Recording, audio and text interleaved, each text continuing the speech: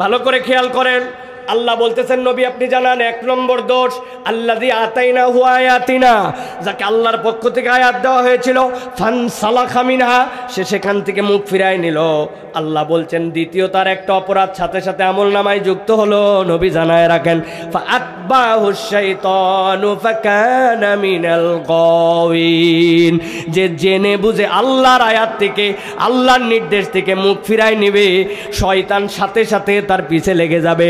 আল্লাহ বলছেন একবার শয়তান যার অনুসরণ করতে শুরু করে ফাকানা মিনাল গাওয়িন, নিশ্চিত নিশ্চিত থাকেন সে পথভ্রষ্ট হয়ে যাবে। নাউজুবিল্লাহ। বুঝেন নাই জন্য নাউজুবিল্লাহ আপনার জোরে হয় নাই। আমি একটু বুঝাই, নোয়াখালীর মানুষ আপনারা এরকম বকাবকি করেন কিনা? আমরা ঢাকাতে কিন্তু এরকম বকাবকি করি, এই বাদরামি করবি না বললাম, বলেন আপনারা। মানে কি, তুই একটা মানুষ, তুই যেরকম তিরিং বিরিং করতিস এটা বাঁদরের কাজ, তুই বাদরামি করবি না, তার মানে তুই যে কাজ করতিস এটা বাঁদরের অনুসরণ করা হচ্ছে। এই খবরদার শয়তানি করবি না, বলেন না? মানে কি, যে কাজটা করতেছে ওইটা শয়তানি, ওইটা কাজ করলে শয়তানের অনুসরণ করা হয়। আল্লাহ বলছেন না, আমি এইটা বুঝাই নাই। ফাআতবাহুশ শাইতান, তুমি যদি আল্লাহর বিধান থেকে মুখ ফিরাও, তুমি শয়তানের অনুসরণ করো না, তোমার মধ্যে এমন গ্যাপ তৈরি হয় শয়তান তোমার অনুসরণ করে।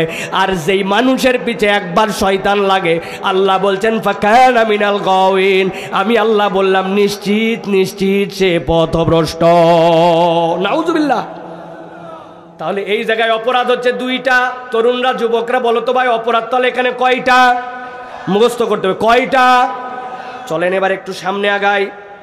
আল্লাহ বলতেছেন ওয়ালাউ শি'না লারাফানাহু বিহা, ও আমার নবী আপনি জানায় রাখেন এই কপাল পোড়া আল্লাহর আয়াত জানার পরেও মুখ ফিরাই নিল, চিন্তা করলো আধুনিক সমাজে চলার জন্য, এই জগতে টিকে থাকার জন্য, এই লেটেস্ট প্রযুক্তির বিশ্বে বাস্তবায়িত হওয়ার জন্য, 6G জেনারেশনের মধ্যে চলার জন্য আল্লাহর সব বিধান আমার দ্বারা মানা সম্ভব না।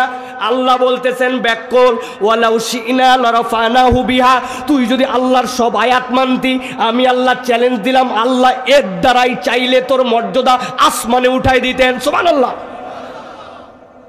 কিন্তু নবী তার আগে করছে 2টা অপরাধ, ওই 2টাতেই সে থেমে থাকে নাই। আল্লাহ বলছেন সে আরো 2টা অপরাধ করলো। এবার 2 2 যোগ দেন, আগের অপরাধ 2টা আর পরের অপরাধ 2টা, টোটাল অপরাধ কয়টা? সবাই বলে নাই কয়টা? ডান হাতটা সবগুলা বের করেন, নিচে নিচে নিচে হাত মুঠেতে খোলেন, খোলেন ডান হাত 4 আঙ্গুল বের করেন করে। আমি জিজ্ঞাসা করব টোটাল অপরাধ কয়টা? একসাথে হাত তুলে, একসাথে হাত তুলতে হবে, নামান একসাথে। টোটাল অপরাধ কয়টা?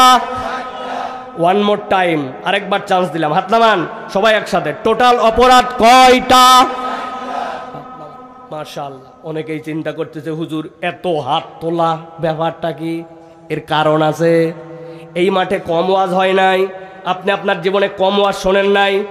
আপনারাই ওয়াজ শোনার পরে পরের দিন চায়ের স্টলে যায় গল্প দেয়, গতকালকে একটা বক্তা ছিল ফাটাফাটি। একজন বলছে ভাই কাজের জন্য তো ওয়াজে আমি আসতে পারি নাই, কি ফাটালো? বলছে তা বলতে পারবো না, কিন্তু ফাটাইছে।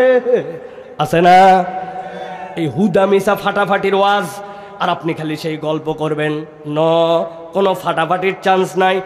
আজকের পরে আমি কত বছরে আর এখানে আসতে পারবো আমি নিজে জানি না, কিন্তু আমি আপনার কাছে বলে দিয়ে যেতে চাই, আজকের এই ওয়াজটা আপনার সাথে বাড়িতে নিয়ে যাওয়া লাগবে।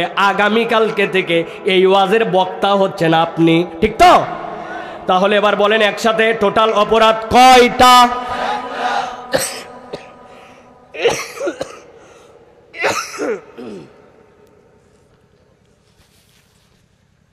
আল্লাহ বলছেন এবার নবী আপনি বলেন ওয়ালাউ শি'না লারাফানাহু বিহা ওয়ালাকিন্নাহু আখলাদা ইলাল আরদ ওয়াত্তাবা হাওয়া। সে আরো 2টা অপরাধে নিজেকে জড়ালো। 3 নম্বর অপরাধ ওয়ালাকিন্নাহু আখলাদা ইলাল আরদ, আল্লাহ বলছেন সে তার মুখটাকে জমিনমুখী করে দিল। জমিনমুখী মানে কি? আল্লাহ রাব্বুল আমিন খুলদুন শব্দের ব্যাখ্যা করাইছেন।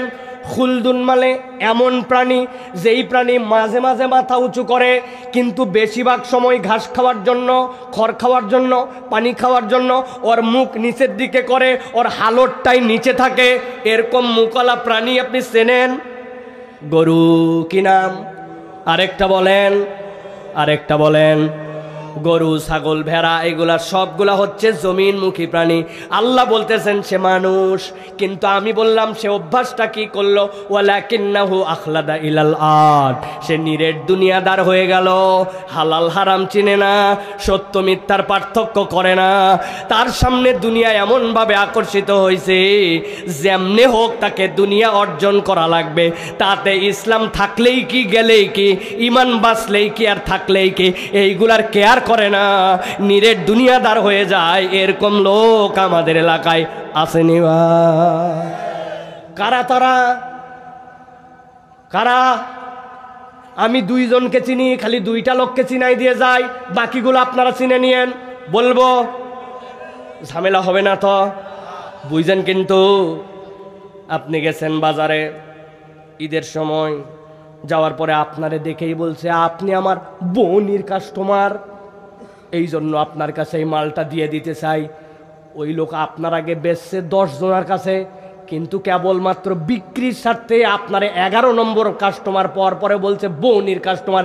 আরে মুসলমানের বৌনি কি আর 11ই কি?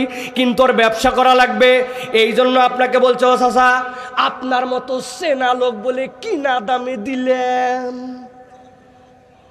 এই কথা বলে 500 টাকা কাইটে ফেলছে গলা। বাপ দাদার জন্মে আপনাকে দেখে নাই।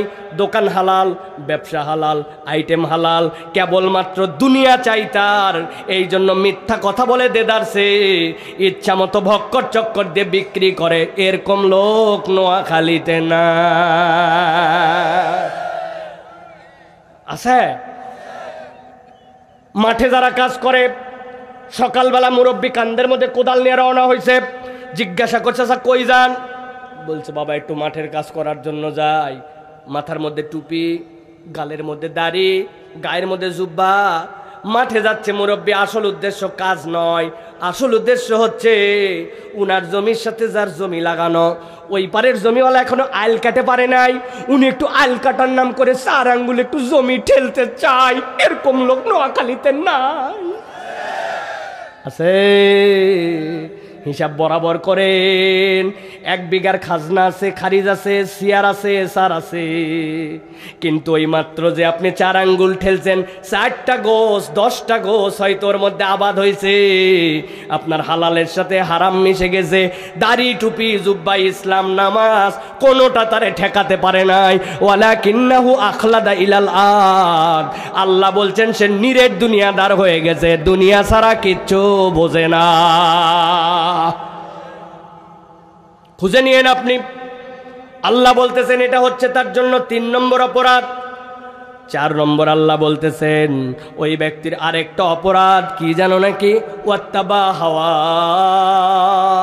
ওই ব্যক্তি তার মন পছন্দ জীবন চালায়।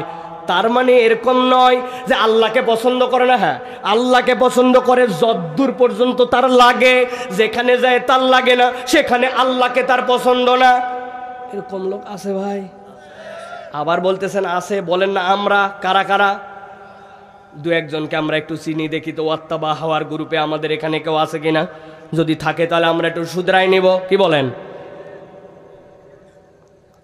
নামাজ পড়ে, রোজা রাখে, হজ করে, সাথে আরো একটা বিশাল বড় কারবার করে, এলাকার মানুষের উপকার করে। এক লোক গেছে, যাওয়ার পরে জিজ্ঞাসা করছে চাচা 1000 টাকা হাওলাত হবে? বলতেছে ব্যাককল, হাতে টাকা নেই সর। বলছে চাচা আমার বাচ্চাটাকে ডাক্তার দেখান লাগবে, বড় ঝামেলা, 1000 টাকা একটু হাওলাত হবে কিনা? বললাম হাতে টাকা নাই, হুদামিসা ঝামেলা লাগাইছে। বলছে মুরব্বী আমি কিন্তু না বুঝে আপনার কাছে আসি নাই। কি বুঝে আইছো? কয় আজকে হচ্ছে সোমবার, 1000 টাকা দেন, আল্লাহ বাসালা আগামী শুক্রবার 1250 ক্যাশ রিটার্ন। বলছে ব্যাককল কোথাকার, মানুষের হাতের টাকা থাকে নাকি? বাড়ির চল। বাড়িতে নিয়ে চলে গেছে।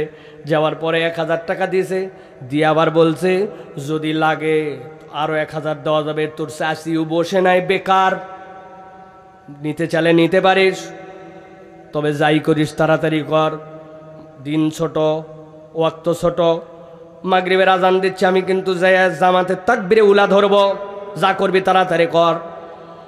আসরের নামাজ পড়ে আসে দাদনে টাকা লাগায়া সুদের কারবার করে, এত বড় দাড়িওয়ালা জুব্বাওয়ালা আবার মাগরিবের নামাজ জামাতে ধরতে চায়। প্রত্যেক এলাকায় এরকম মুনাফেক মার্কা কতকগুলা মুসলমান আছে না নাই? কথা বইলো আছে না নাই? ওয়াত্তাবা হাওয়া, আল্লাহ আছে তার, আবার তার সাথে তার অন্তরও আছে, ওই জায়গায় তার ইসলাম ভালো লাগে না, আছে কি না? সব জায়গায় এরকম লোক খুঁজে পাবেন। দেখবেন নামাজের ইসলাম নো প্রবলেম, রোজার ইসলাম নো প্রবলেম, হজের ইসলাম তেমন কোনো আপত্তি নাই, কিন্তু উনাকে যদি বলা হয় এই বাংলাদেশের টাকা যারা বিদেশে পাচার করলো, এই দেশটার ব্যাংকগুলাকে যারা হাওয়া বানায় দিল, ইসলামী ব্যাংকগুলাকে তাদের বাপের ধন মনে করে মুসলমানদের মুনাফাগুলা উড়ায় দিল, দেশের টাকা নিয়ে প্রবাসে বড় বড় বিল্ডিং বানালো, আছে না?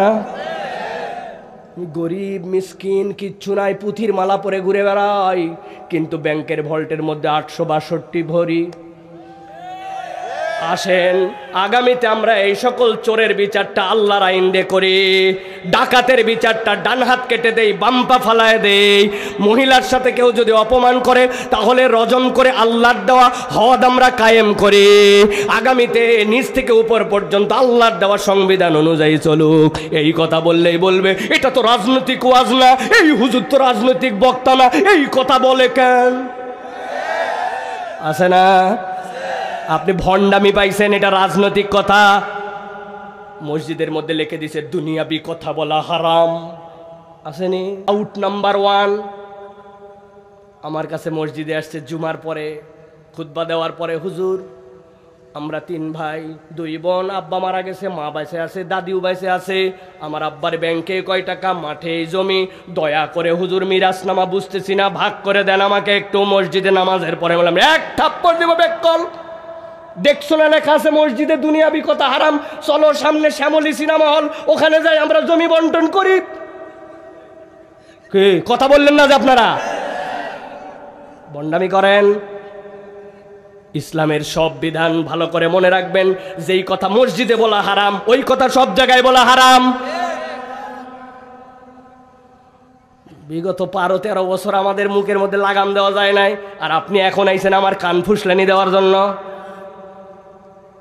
ভালো করে বুঝে নেন, এটা এমন কথা যেটার সাথে ঈমান জড়িত, তাছাড়া আমি বলতাম না। আমানতু বিল্লাহি ওয়া মালাইকাতিহি ওয়া কুতুবিহি, ওই কিতাবের ভিতরে যা কিছু আছে তার উপরে বিশ্বাস করার নাম ঈমান, ঠিক না? কবে কি হবে না হবে আমরা জানি না, কিন্তু ওর কিতাবে যা আছে, আল্লাহর থেকে ভালো আইন কেউ দিতে পারে না, আল্লাহর থেকে ভালো অর্থনীতি কেউ দিতে পারে না, আল্লাহর থেকে ভালো মহিলার নিরাপত্তা কেউ দিতে পারে না, আল্লাহর থেকে ভালো কেউ সামাজিক সুবিচার দিতে পারে না। এইটা বিশ্বাস না করলে আপনার ঈমান নাই, ঠিক না? ভক্কর চক্কর চলবে? চলবে? যদি চলে তাহলে সিস্টেম সেটার জন্য করা আছে। এখন থেকে কালেমা বদল করে বলে চলে যাবেন আমানতু বিল্লাহি ওয়া মালাইকাতিহি ওয়া কিচ্ছু কুতুবিহি। অথবা নোয়াখালীর লোক আরো বুদ্ধি করে বলবে আমানতু বিল্লাহি ওয়া মালাইকাতিহি ওয়া যদ্দুর বুঝি তদ্দুর কুতুবিহি। কবরে যাই বলছে এই কি ব্যাপার, বলছে আমি নোয়াখালীর লোক, বুদ্ধিতে আমি এক, বলেই আসছিলাম আগে যদ্দুর বুঝি তদ্দুর কুতুবিহি। বাটাম একটাও মাটিতে পড়বে না, ঠিক কিনা?